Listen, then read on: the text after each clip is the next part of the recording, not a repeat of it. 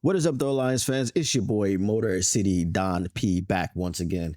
Uh, so I got something for y'all today, man. We're gonna be talking about the salary cap, but I had my friend Gemini do a script for me for this video, and this is what Gemini thinks I sound like. So I will be doing the video as prepared by Gemini in what it thinks is my style.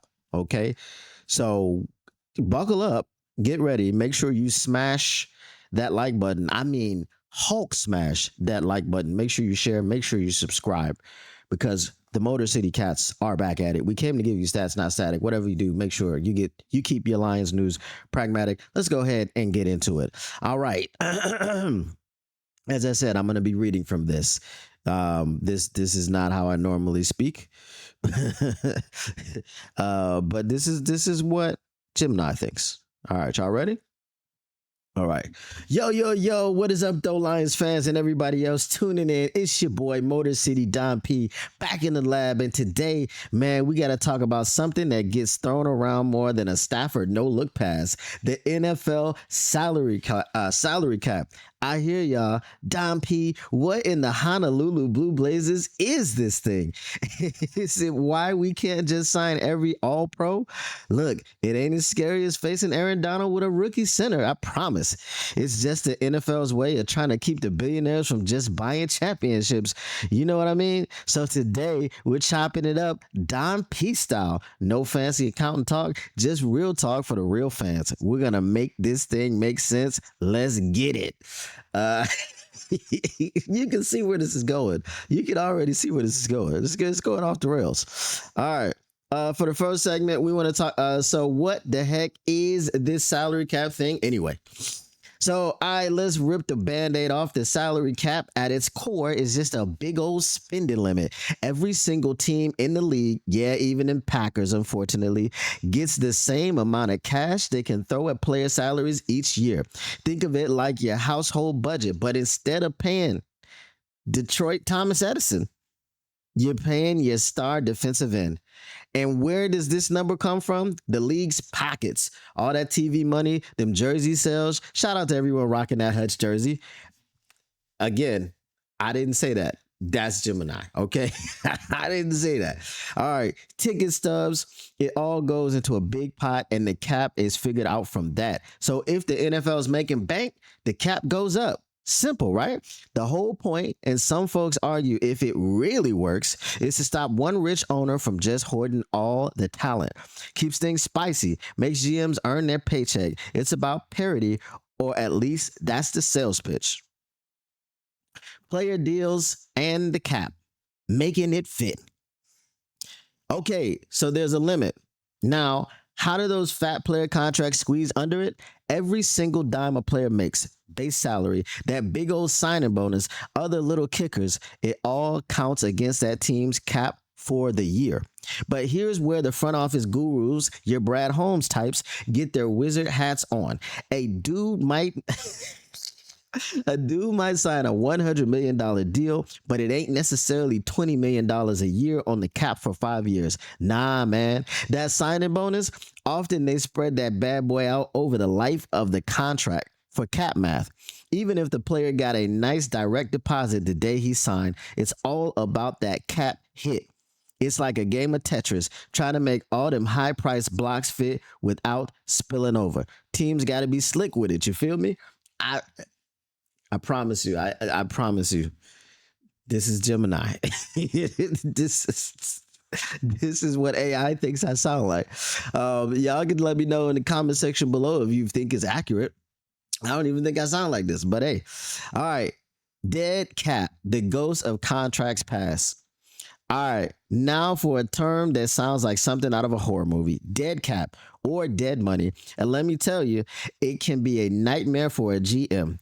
Dead cap is basically money that's eating up your salary cap space for a player who ain't even on the team anymore. Yeah, you heard me. How's that happen? Say you cut a guy who still had guaranteed money or bonus money that hadn't all counted against the cap yet. That money doesn't just vanish into thin air like a politician's promise. Nope. It usually slams onto your current year's cap. Bam. This I've never said that.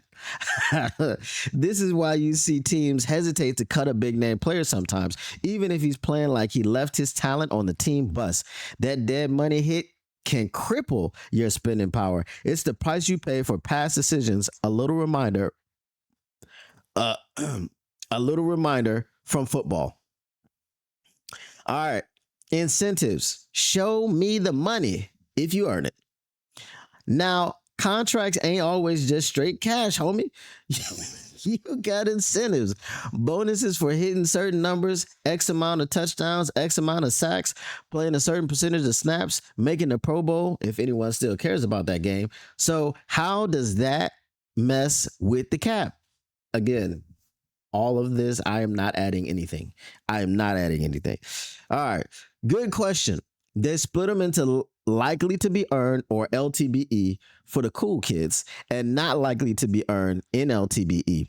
If a player hit that incentive last year, it's probably LTBE and it's counting against your cap right now. If they didn't hit it, it's in LTBE, and it only hits the cap if he balls out and actually earns it. And usually that hit comes on next year's cap. So a player overachieving can actually make your future cap situation a little tighter. It's another wrinkle in this whole cap game. All right. Segment number 5, making cap room, the GM shuffle.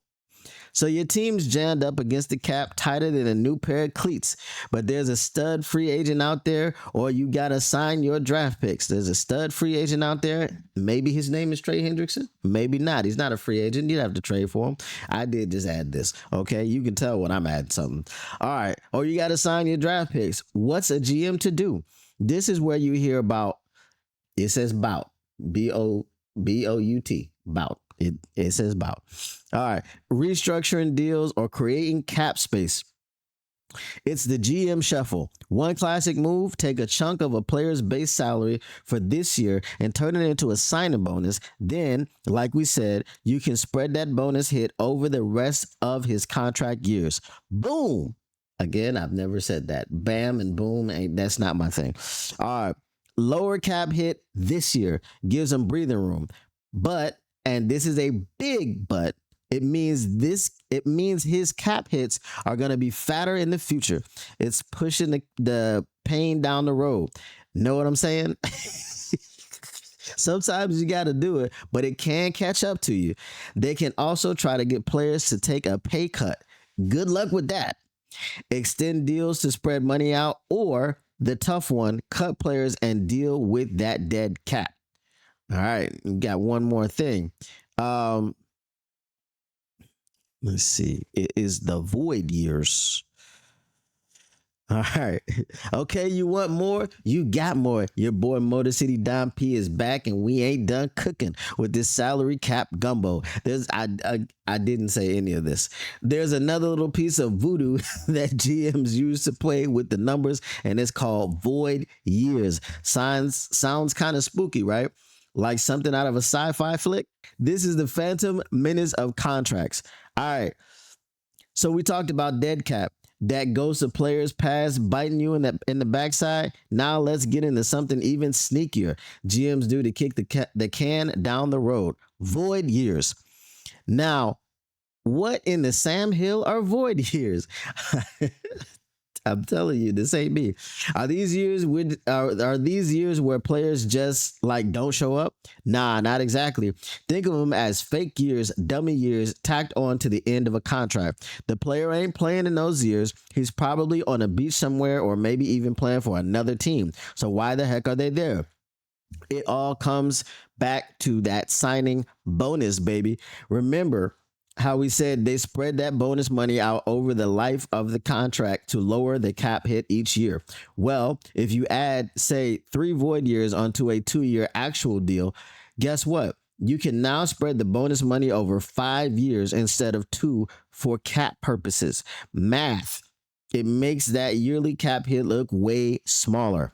way more manageable right now. It's like putting your expensive Gucci purchase on a payment plan with a balloon payment at the end. You feel me? But Don P, you're saying that sounds too good to be true. Does the money just disappear after the real years are up?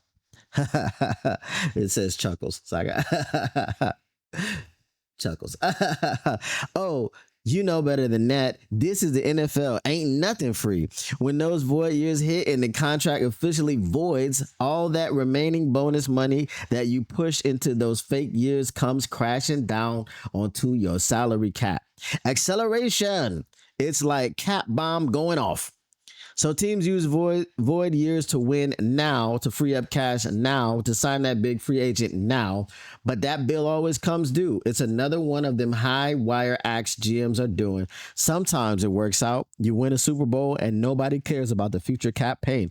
Other times, well, you end up in cap hell with a bunch of ghosts and phantoms eating up your money. It's a gamble, man. A straight up Detroit casino crapshoot.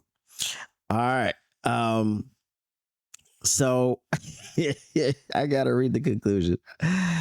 And boom, there it is. The NFL salary cap broken down to even your grandma who only watches the Thanksgiving game can get it. See, it ain't rocket science. It's just, well, it's a little bit of rocket science mixed with some street smarts and a whole lot of math. It's why GMs get paid the big bucks and why some teams are always in the hunt and others are, well, the Jags for a long time. It literally said the Jags. I'm not adding anything. Okay. Next time you hear the talking heads on ESPN going on about cap casualties or a team being in cap hell, you can nod along like, yeah, I know what's up. Don P told me it's a whole different way to watch the game. A chess match behind the scenes. What y'all think? Did that clear things up? Still got questions? Who's the best Lion at managing his cap hit? Just kidding. They don't do that. Drop your thoughts in the comments, man. You know I read them. Hit that like, smash that subscribe if you ain't already, and tell your friends Don P is schooling fools on the salary cap. All right, that's my time. Peace out. Stay safe, and as always, go Lions, one pride. All right. That was what Gemini thinks I sound like. So what did y'all think? Let me know in the comments below. Just think of the void years, man. Think of the void years. Trey Hendrickson, come on down. We give you 10 void years.